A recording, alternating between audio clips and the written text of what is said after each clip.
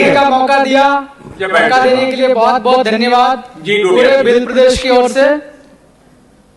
माननीय सभापति महोदय, राज्यपाल महोदय का भाषण सुना और जो लिखा हुआ हमें दिया वो भी पढ़ा। मैं सोच रहा था कि मेरी जो विधानसभा क्षेत्र है रतलाम जिले की सेलाना आदिवासी इलाका है, हमारे ही पास में झाबुआ जिला भी पड़ता है, अलीराजपुर पड़ता और धार भी पड़ता। पूरी तरीके से ये मान के चलो मोटा मोटा आइडिया 80% आदिवासी लोग रहते हैं। मैं ये सोच रहा था कि राज्यपाल महोदय के भाषण में होगा आदिवासी लोग, हमारे समाज के हमारे इलाके जो लोग हैं वो ज्यादा गरीब हालात होने की वजह से और पढ़ाई लिखाई ठीक नहीं होने की वजह से ज्यादातर लोग दूसरे इलाकों में जाते हैं मजदूरी करने के लिए। देश आजाद हुआ आज तक लगभग 75 साल से ज्यादा का समय हो चुका। आज भी रतलाम जिले के, झाबुआ जिले के, मध्य प्रदेश के अलीराजपुर जिले से, धार जिले से आदिवासी लोग पलायन पर जाते हैं।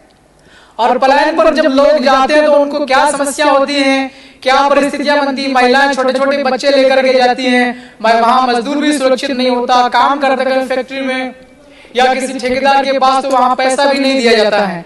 मैं ये सोच रहा था कि राज्यपाल महोदय के भाषण में होगा बेरोजगार जो आदिवासी इलाके में जो लोग हैं, पढ़ने के बाद नौकरी की तलाश होती है। मैं ये सोच रहा था कि नौकरी की व्यवस्था होगी, कहीं से कहीं तक आदिवासी इलाके में विशेष तौर पर नौकरी के लिए कोई व्यवस्था नहीं है। मेरी सेलाना विधानसभा क्षेत्र में मैं ये सोच रहा था कि अभिभाषण में होगा कि आदिवासी पढ़े लिखे युवाओं को प्रशिक्षित करने के लिए कोई ट्रेनिंग सेंटर खुलेगा या मेरे इलाके में छोटे छोटे उद्योग खुलेंगे जिसमें लोगों को रोजगार मिलेगा। इस प्रकार की कोई भी चीज अभिभाषण में नहीं है। मेरे जो आदिवासी इलाका है वहां से लोगों के पास थोड़ी बहुत खेती बाड़ी है। खेती बाड़ी तभी ठीक हो सकती है जब किसान को खेती करने में थोड़ी सहूलियत मिले। एक तो किसान को जब बीज खरीदना होता है तो बीज महंगा दिया जाता है और नकली बीज दिया जाता। दूसरा, उसको बीज बोने के बाद में खाद की जरूरत पड़ती है किसान को, तो खाद समय पर नहीं मिलता। और तीसरा, बिजली की कैसी स्थिति होती है किसान को सिंचाई करने के लिए। सीनियर वरिष्ठ सदस्य माननीय रावत साहब ने बता ही दिया आपको। इस बुरे दौर से किसान गुजरता। मैं सोच रहा था कि अभिभाषण में किसानों के फायदे के लिए कुछ होगा, लेकिन अभिभाषण में ऐसा कुछ नहीं मिला। अभी मैं आपके माध्यम से सभापति महोदय, एक सवाल है महामहिम राज्यपाल महोदय को कि भारत के संविधान में 5वीं अनुसूची लागू करने के लिए महामहिम राज्यपाल को हर साल महामहिम राष्ट्रपति को एक रिपोर्ट पेश की जाना चाहिए। भारत के संविधान के तो मैं नहीं कह रहा हूं मेरी ओर से कि हर साल आदिवासी इलाके में, अनुसूचित इलाके में, आदिवासी इलाके में कैसा प्रशासन चल रहा है और आदिवासी लोगों की कैसी प्रगति हो रही, यह रिपोर्ट महामहिम राज्यपाल साहब को हर साल राष्ट्रपति साहब को सौंपने की है। यह भारत के संविधान में इसकी व्यवस्था है। तो मैं अभिभाषण के ऊपर मैं यही बात कहना चाहता हूं, आपके माध्यम से यह सवाल है उन तक, यह जानना चाहिए। महामहिम राज्यपाल साहब भी उसी इलाके से आता हूं, भिल प्रदेश से, और मैं भी उसी इलाके से आता हूं। तो आदिवासियों की इतनी समस्याएं क्यों ध्यान को नहीं जा रहा है। परसों के दिन में लोकसभा का सत्र खत्म हुआ और कल अभी इतने देर से सारे माननीय सदस्य कह रहे थे मोदी जी कह रहे थे। ठीक है, हम भी मानते हैं भारत के प्रधानमंत्री माननीय हैं। इतने बुरी स्थिति है आदिवासियों की, आप लोगों को सूझ क्यों नहीं पड़ रही है। मैं सोच रहा था कि अभिभाषण में होगा कि मेरा जो इलाका आदिवासी बहुलता वाला, आबादी वाला, वहां एम्स की स्थापना करके जाएंगे मोदी जी, एम्स का लोकार्पण करके जाएंगे, उसकी घोषणा करके जाएंगे, आईआईटी की घोषणा करके जाएंगे मोदी जी। मैं ऐसा सोच रहा था। आपके मोदी जी भी फेल हो गए। अब ये बात हो रही राज्यपाल साहब के अभिभाषण की। राज्यपाल साहब के अभिभाषण पर भी मैं सोच रहा था कि वहां एजुकेशन सिस्टम को ठीक करने की बात कही जाएगी अभिभाषण में। आदिवासी इलाके की स्कूल आप लोग देखेंगे वहां जाकर के क्या स्थिति है।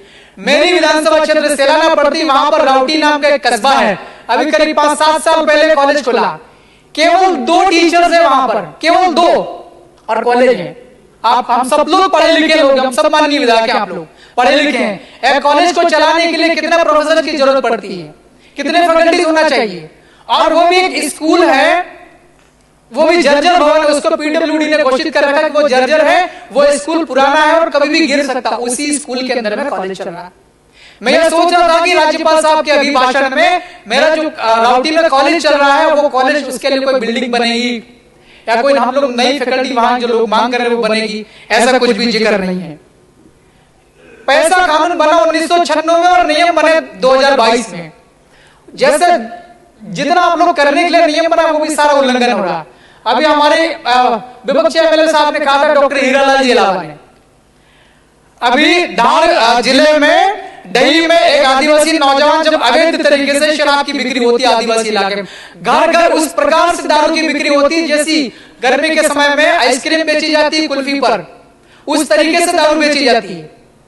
आदिवासी इलाके में दारू को इस प्रकार से वितरण होता है जैसा दूध बांटने वाला व्यक्ति सवेरे सवेरे उठ करके मोटरसाइकिल पर दूध डिब्बे भर के बांटते, उस प्रकार से दारू बेची जा रही। क्या अवैध तरीके से शराब की बिक्री करने से सरकार को राजस्व में कुछ फायदा हो रहा है? हमारे इलाके के अंदर लोगों को जबरदस्ती अवैध तरीके से दारू बिकवा करके, शराब बिकवा करके लोगों की हत्या हो रही है। अर्जुन कनासिया करके नौजवान साथी थी, उसकी हत्या कर दी शराब माफियाओं ने। और मेरा रतलाम जिला पड़ता, वहां बिलपांग थाना क्षेत्र है, 5.97 करोड़ की शराब अवैध उसकी हो रही थी, ट्रांसपोर्ट हो रहा था, 2 कंटेनर में भर के शराब पकड़ ली पुलिस करे। अभी माननीय सभापति महोदय, आपके माध्यम से मैं सरकार को कहना चाह रहा हूं, 6 करोड़ की शराब पकड़ी पुलिस और आबकारी विभाग के अधिकारियों ने मिलकर के उसको पूरा मामला दबा दिया। सभापति महोदय, मैं आपके माध्यम से सरकार से सवाल पूछ रहा हूं, क्या इसी प्रकार से सरकारें चलती है क्या? अवैध तरीके से शराब की बिक्री हो रही है, लोगों को मारे जा रहे हैं। मैं राज्यपाल महोदय के अभिभाषण में यह भी सोच रहा था कि पैसा कानून होगा वो ठीक से लागू होगा। लाखों की तादाद में आदिवासी लोग जो है जंगलों में रहते हैं, कई सालों से, कई सदियों से वो लोग अपने जंगल काट करके और अपनी आजीविका वहां पर जी रहे हैं। मैं ये सोच रहा था कि जिन लोगों ने फॉरेस्ट के वन अधिकार पत्र लेने के लिए जिन लोगों ने आवेदन कर रखे हैं, उन आवेदनों की दोबारा से पड़ताल होगी और उनको वन अधिकार पत्र दिए जाएंगे। महामहिम राज्यपाल महोदय के अभिभाषण में इस प्रकार की कोई भी बात नहीं कही। वन अधिकार इतने सालों से, आपको पता होगा ना, 5 जनवरी 2011 सुप्रीम कोर्ट का यह जजमेंट कहता है कि सबसे पुराना समाज आदिवासी इस देश में है, इस मुल्क का मालिक आदिवासी है और हम सभी समाज के लोगों के साथ मिलकर के रहना चाहते हैं। 22 तारीख को उत्तर प्रदेश के अंदर अयोध्या में इतना सारे माननीय सदस्य चिल्ला चिल्ला के बोल रहे हैं, 4-5 दिन से मैं देख रहा हूं। आप पहले ये बताइए, भगवान श्री राम जब जंगल में गए थे तब कोई महल का व्यक्ति उनके साथ में नहीं आया था सपोर्ट में। माता शबरी जो बेल समाज की थी, उन्हें झूठे बेर टेस्ट करके खिलाते कि कड़वा बेर या सड़ा हुआ बेर न चला जाए राम जी के मुख में। तो उस दिन 22 तारीख को अयोध्या में इतना बड़ा कार्यक्रम किया, राष्ट्रपति महोदय को आपने नहीं बुलाया जो आदिवासी समाज की थी। तमाम प्रकार के पूरे देश में इतना सारा विधायक आदिवासी, उन सबको बुलाना चाहिए था। ये विधायक लोग सभी राज्यों के, सभी ये सांसद लोग आदिवासी समाज के, ये इस भारत देश के लिए देवता के समान है। इन लोगों को आपने क्यों नहीं बुलाया है? और जिस प्रकार से माता शबरी का राम जी का कार्यक्रम हुआ, ऐसा एक ऐसा कार्यक्रम माता शबरी का भी होना चाहिए। जहां जहां भगवान के पैर पड़े वहां तो आप लोग कर रहे हो कि हम लोग इसको तीर्थ स्थल बनाएंगे। शबरी माता किस काम से आती थी, ये कहां रहती थी, इसके भी आप लोग को ढूंढना पड़ेगा, बनाओ तीर्थ स्थल। जिस प्रकार राम जी का कार्यक्रम हुआ, हमारे लिए वो देवता के समान है। देवता हम लोग तो पूजा करते हैं। आदिवासी समाज का आदमी सवेरे से उठने से लेकर के शाम को सोने तक हजारों बार जिन जिन लोगों से मिलता है, 2 बार राम राम बोलता है, 1 बार जय श्री राम नहीं बोलता है। तो जिस प्रकार से शबरी माता का आप लोगों ने छोड़ दिया ना 22 तारीख वाले कार्यक्रम में, ऐसा कैसा राज्यपाल साहब के अभिभाषण में आदिवासी लोगों को बिल्कुल छोड़ दिया। सिर्फ जंगल में जो है तेंदुपत्ता, उसको 4000 रुपया बोल रहा है, कितना देने का बात का है ना, 4000 रुपया देने का बात का। आदिवासी इलाके में एम्स कौन खोलेगा? क्या हमको नहीं पढ़ना है? आदिवासी इलाके के अंदर IIT कौन खोलेगा? कमलेश्वर जी, अब आप समाप्त करें। मैं समाप्त कर रहा हूं सर, पहली दफा बोल रहा हूं, मैं बहुत गरीब आदमी जीत करके आया हूं। मैं इसी प्रदेश के लोगों ने मुझे वोट दे करके जिताया, मुझे दूसरे राज्य के लोगों ने नहीं जिताया, पाकिस्तान के लोगों ने मुझे वोट नहीं दिया है। बोलने के लिए सब बोलना पड़ेगा ना, मैं कानून का पालन करता हूं, मैं खुद भी।